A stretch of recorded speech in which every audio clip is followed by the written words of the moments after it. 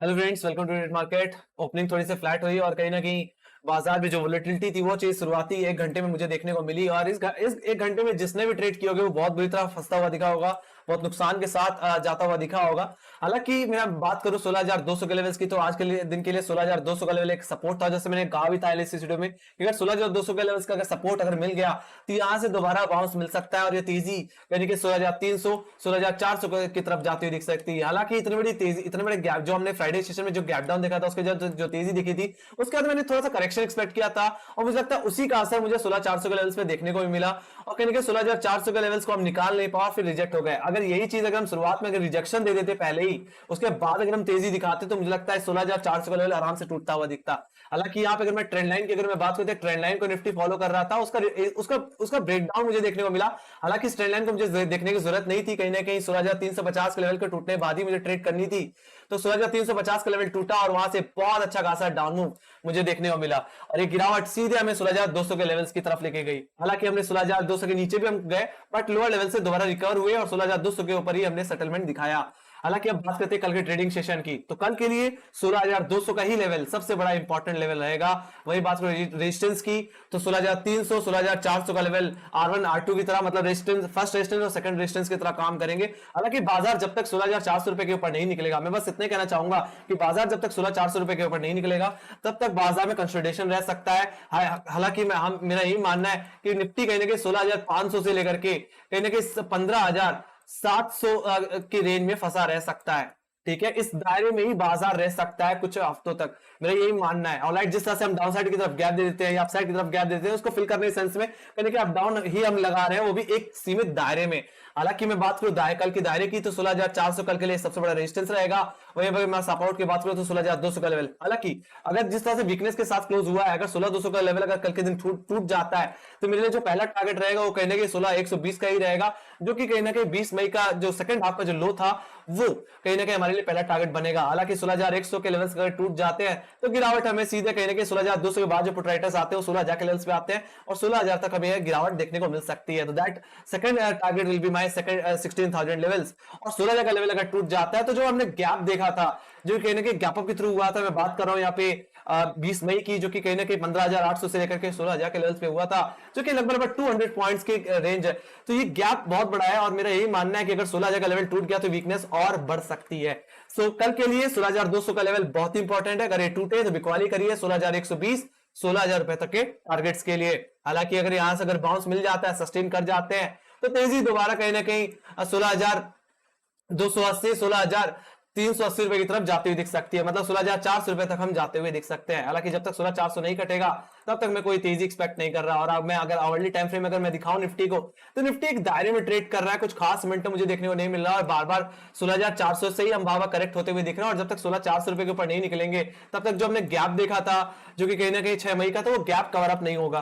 तो मैं यही मानना है जब तक ये 16,400 रुपए के ऊपर नहीं निकलेंगे तब तक तेजी हम नहीं देख पाएंगे। ऑलराइट, तो सबसे ज्यादा जो कॉल राइटिंग है वो अभी भी 16,500 होल्ड कर रहा है। वही पुटराइटर्स की बात करें तो सबसे ज्यादा पुटराइटिंग 16,000 का लेवल होल्ड कर रहा है। तो अगर 16,000 लेवल टूट जाता है तो दोबारा हम कहीं ना कहीं 19 मई के लोस की तरफ जाते हुए दिख सकते हैं, एक्सटेंड होते हुए दिख सकते हैं। तो मेरी यही मानना है कल के दिन फ्लैट ओपनिंग एक्सपेक्ट कर रहा हूं। फ्लैट ओपनिंग होती है तो मुझे लगता है एक अच्छी बेटर डायरेक्शन प्ले करने को मौका मिलेगा। अब वापस अब चलते हैं डेली टाइम फ्रेम में। तो डेली टाइम फ्रेम अगर मैं बात करूं तो यहाँ पे एक हैमर कैंडल देखने को मिली है, एक इन्वर्टेड हैमर कैंडल।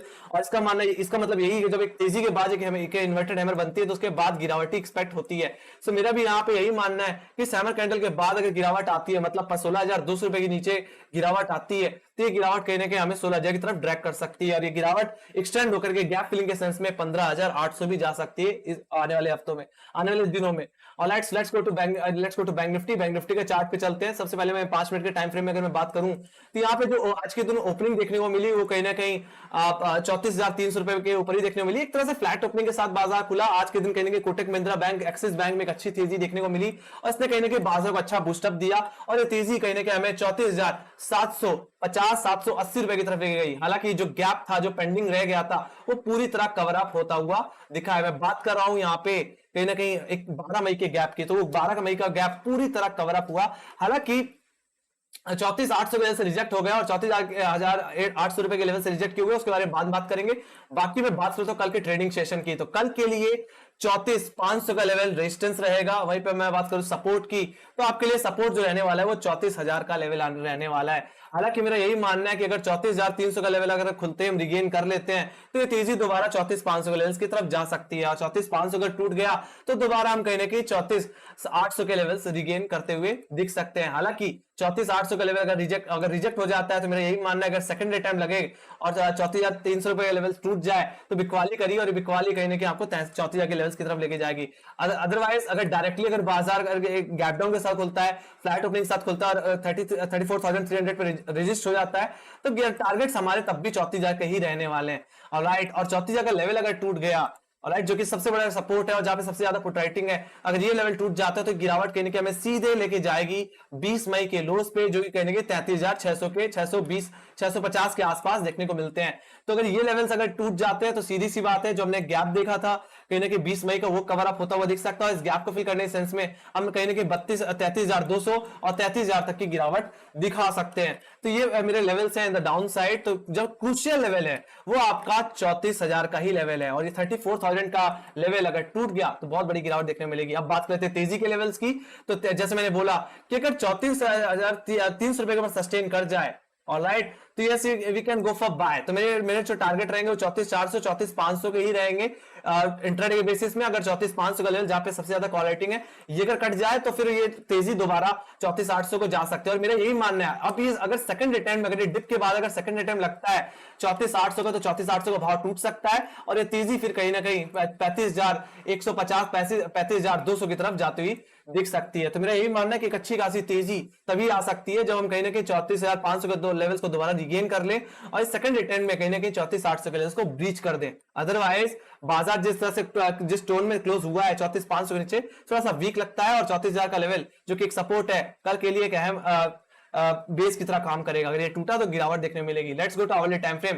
तो आवरली टाइम फ्रेम में भी निफ्टी को एक बार चार्ट चेक ले लेते हैं, और मैंने जैसे बताया कि 34,800 के लेवल से बार रिजेक्शन क्यों देखने को मिल रहा है, तो इससे पहले भी बार इसी प्राइस से रिजेक्ट हुआ, और जब कोई प्राइस बार एक लेवल से रिजेक्ट होता है तो वही लेवल कहीं ना कहीं एक स्ट्रॉन्ग रेजिस्टेंस की तरह एक्ट करता है। और आप देख सकते हो कहीं ना कहीं 6 मई को, फिर बाद 10 मई, फिर बाद में कहीं ना कहीं 12 मई, उसके बाद 18 मई के आसपास फिर कहीं ना कहीं हम आज के दिन कहीं ना कहीं नई लेवल से रिजेक्ट होते हुए दिखे हैं। और मैं टोटल रेंज की बात करूं तो 34,800 से लेकर के कहीं ना कहीं 33,000 की ये दायरा बन के आ रहा है, और इसी दायरे के अंदर मुझे लगता है थोड़ा कंसोलिडेशन रह सकता है।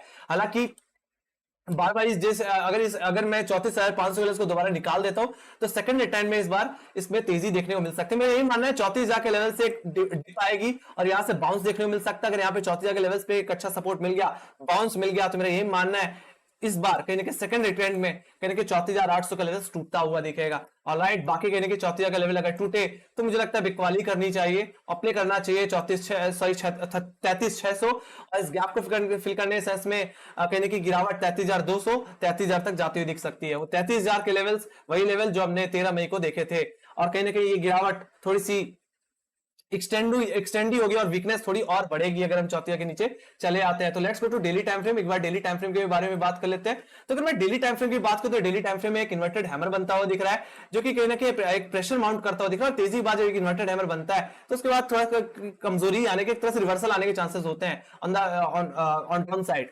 ऑलराइट, सो कहीं ना कहीं मेरा यही मानना है जिस तरह से 34,000 के लेवल्स अगर कल के दिन टूट जाते हैं तो ये गिरावट एक्सटेंड होगी, और जो हमारे लोज हमने देखे थे 33,680 वो मेरे पहले टारगेट होंगे टेक्निकली। ऑलराइट, सो कहीं ना कहीं आवरली देखो या डेली देखो, आपको कहीं ना कहीं थोड़ा सा डाउन साइड ही की तरफ कहीं ना कहीं इशारा होता हुआ दिख रहा है। Let's go to option chain. So पहले निफ्टी की ऑप्शन चेन की बात करना चाहूंगा। तो निफ्टी की अगर ऑप्शन चेन की बात करूं तो यहाँ पे 16,000 का लेवल सबसे बड़ा सपोर्ट रहेगा, जहां पे 7 लाख का हवाई बना हुआ है। वही बात करूं आप इमीडिएट सपोर्ट की तो 16,200 लेवल्स पे 33 लाख का वाई बना है। हालांकि इतने डिसाइसिव पुट राइटिंग मुझे देखने को नहीं मिल रही है, तो अगर कल के दिन 16,200 गया तो कहीं ना कहीं 16,100 के पास आता हुआ बाजार दिख सकता है, टेक्निकली 16,120।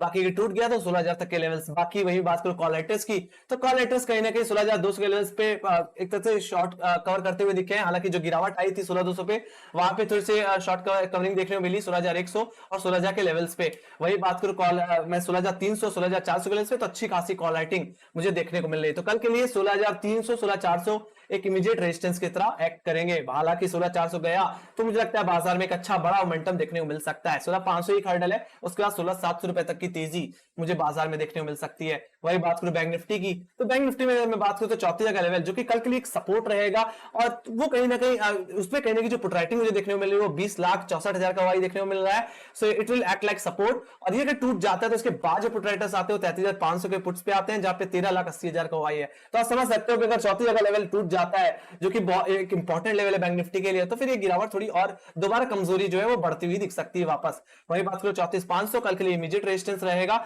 जहां पे 18,10,000 का वाई है, और सेम वाई मुझे 35,000 के लेवल्स पे देखने को मिल रहा है। तो अगर 34,500 गया तो इस बार सेकंड रिटर्न में अगर 34,800 गया जाता है तो मेरा यही मानना है कि 35,000 के लेवल्स भी ब्रीच होते हुए दिख सकते हैं, तेजी की तरफ बाजार जाता हुआ दिख सकता है। तो कल के लिए जो रेंज है वो 34,000 से लेकर के 34,500 है।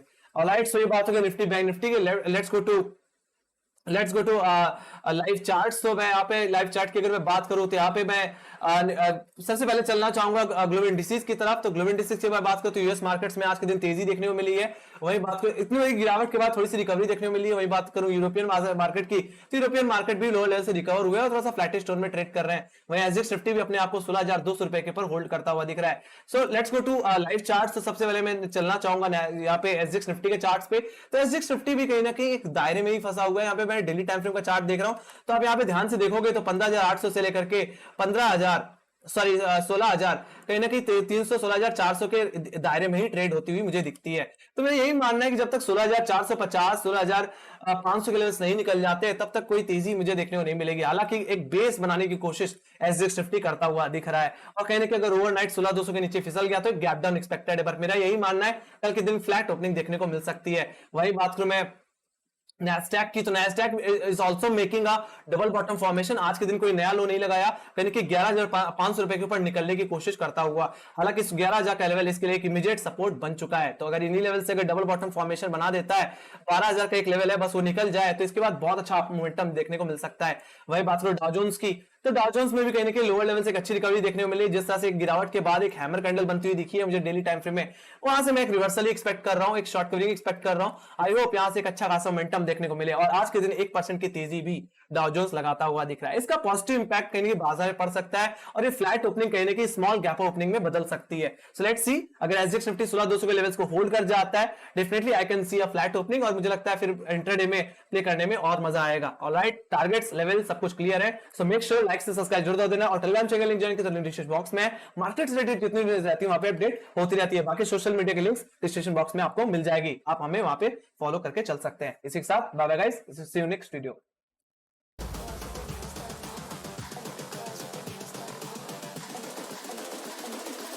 I think the girls with their nails done now.